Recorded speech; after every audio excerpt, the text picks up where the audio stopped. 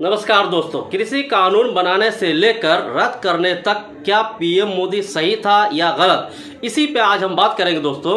उससे पहले आप सबसे एक रिक्वेस्ट है, अगर आसान भाषा में न्यूज़ को सुनना पसंद करते हैं तो प्लीज़ इस चैनल को सब्सक्राइब और वीडियो को लाइक शेयर जरूर कीजिएगा। देश की राजधानी दिल्ली के अलग अलग बॉर्डर पर 359 दिनों से जिन कानूनों को रद्द करने की मांग किसान कर रहे थे, उसे आखिरकार शुक्रवार को केंद्र सरकार ने मान लिया। प्रधानमंत्री नरेंद्र मोदी ने देश को संबोधित करते हुए तीनों कृषि कानून को रद्द करने का ऐलान भी किया। पीएम मोदी ने अपने संबोधन में कहा, सरकार इस महीने नवंबर के अंत में होने वाले संसद सत्र में तीनों कृषि कानून को वापस करने की संवैधानिक प्रक्रिया को पूरा कर देगी। करीब 18 मिनट के अपने संबोधन में पीएम ने कृषि कानून के तारीफों के पुल बांधे और फिर कहा कि हम अपने प्रयासों के बावजूद कुछ किसानों को समझा नहीं पाए। यहाँ कुछ किसान से क्या उनका मतलब था? अलग अलग बॉर्डर पर धरना दे रहे किसानों से था या फिर एक दो राज्य के लोगों से? इसका जवाब पीएम मोदी दे सकते हैं, लेकिन उनके इस कुछ वाले हिस्से को टीवी एंकरों ने लपक लिया। न्यूज़ 18 इंडिया पर देश नहीं झुकने देंगे शो के एंकर अमन चोपड़ा ने शुरुआत करते हुए कहा, कृषि कानून वापस लेने से एक वर्ग भले ही खुश हो, लेकिन नफरत, टुकड़े टुकड़े गैंग और खालिस्तान के दुकान पर ताला लग गया है।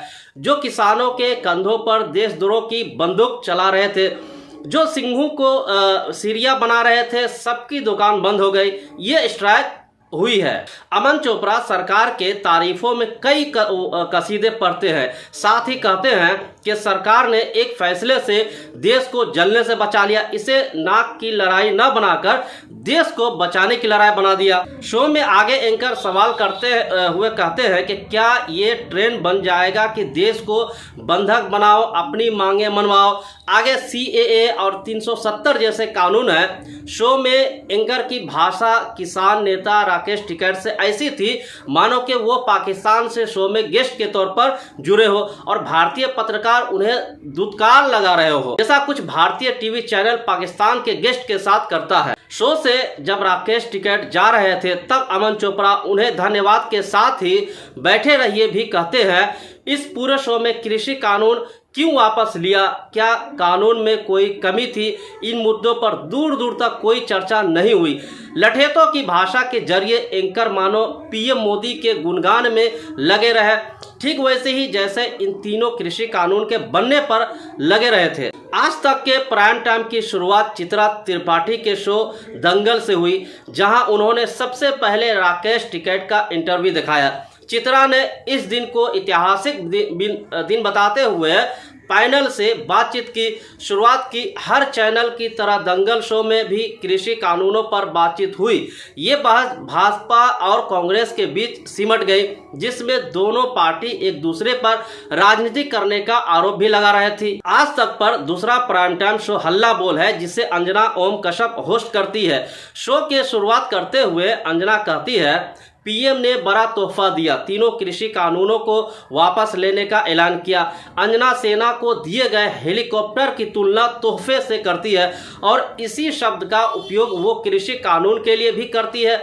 शो में कांग्रेस, भाजपा, अकाली दल और किसान नेताओं के साथ बातचीत की गई। शो में एक जगह कांग्रेस प्रवक्ता और अंजना के बीच बहस हो गई। कांग्रेस प्रवक्ता जीतू पटवारी से सवाल पूछते हुए अंजना ने कहा कि कृषि बिल की वापसी से सब खुश है, कांग्रेस पार्टी को क्या लग रहा है, प्रधानमंत्री ने जो दांव खेला। इस पर जीतू पटवारी कहते हैं, सबसे ज्यादा खुश तो मैं इस बात पर हूँ कि आप पहले कहा करती थी कि जो काले कृषि कानून है वो किसानों के हित के है, और अब आप कह रही है कि तीनों कृषि कानून किसानों के हित में वापस लिए गए। वैसे तो हर चैनल पे किसानों की खबर प्रमुखता से प्रकाशित हुई, लेकिन जी न्यूज के editor in chief Sudhir Chaudhary ने अपने शो DNA में बेहद ही अलग अंदाज में कृषि कानून पर बात की। सुधीर चौधरी के शो के शुरुआत फिल्म दीवार के डायलॉग आज खुश तो बहुत होंगे तुम से करते हुए साथ ही कहते हैं कि आज हमारे देश में एक वर्ग बहुत खुश होगा, क्योंकि उसने हमारे देश की राजनीति को बैलगाड़ी की युग में धकेलने की कोशिश की है। सुधीर चौधरी आगे कहते हैं, आज के दिन को विपक्ष अपनी जीत बता रही है, किसान अपनी जीत बता रहा है, खालिस्तानी अपनी जीत बता रहा है और टुकड़े टुकड़े गैंग अपनी जीत। आगे वो कहते हैं, आखिर ये किसका जीत है और किसकी हार है, हम इसी को विश्लेषण करेंगे। इस शो में सुधीर चुनाव पर पड़ने वाले असर, आंदोलन जीवियों की दुकानों, कई नेताओं के करियर की समाप्ति समेत कई मुद्दों पर विश्लेषण करते हैं। एक फैन की शांति, सुधीर चौधरी हार या जीत, सब में मोदी को ही विजेता घोषित करते हैं। इसी तरह उन्होंने कह दिया कि हमारा विश्लेषण कहता है कि ये आंदोलन मोदी के खिलाफ था, इसका किसानों से कोई लेना देना नहीं था। सुधीर चौधरी अपने शो में प्रधानमंत्री मोदी के तारीफ में कई कसीदे पढ़ते हैं। वो कहते हैं, कई बार अपने ईगो को छोड़कर लोकतंत्र में जो सही होता है उसको ही उसके ऊपर कदम उठाना पड़ता है। एबीपी न्यूज़ के एंकर रूबिका लियाकत हुंकार नाम का एक शो एबीपी न्यूज़ पर करती है। उनके इस शो में कृषि कानूनों के वापस लिए जाने को लेकर कई किसान नेता, राजनीतिक विश्लेषण और राजनीतिक पार्टियों के प्रवक्ता शामिल हुए। शो में रूबिका लियाकत किसान नेता शिव कुमार कक्का जी से सवाल करते हैं कि प्रधानमंत्री ने कृषि कानून का वापस लेने का घोषणा कर दिया है, उन्होंने 99 कदम उठाए हैं, अब किसान कब वापस जाएंगे। इस पर किसान नेता जवाब देते हुए कहते हैं, संविधान में आपको सवाल पूछने का हक है, वो करिए, लेकिन हमें सलाह मत दीजिए। हम घर कब जाएंगे या न जाएंगे ये हम समझेंगे। में रूबिका किसान नेता पुष्पिंदर से पूछती है कि इसे किसकी जीत के तौर पर देखा जाए।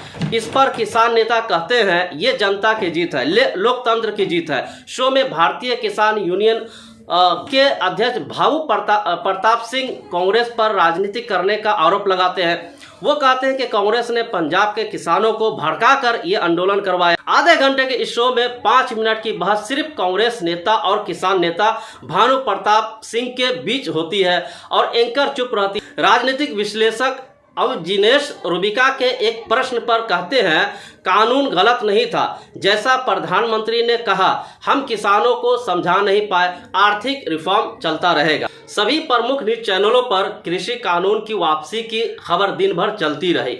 सभी चैनलों ने अलग अलग तरीके से इस मुद्दे को कवर किया, लेकिन अधिकतर चैनलों ने वही आलापा जो वो पहले आलाप रहे थे, खालिस्तानी, आंदोलनजीवी और टुकड़े टुकड़े गैंग। सवाल है कि प्रधानमंत्री ने जिन पाकिस्तानी से माफ़ी मांगी, क्या वो खालिस्तानी और टुकड़े टुकड़े गैंग के लोग थे?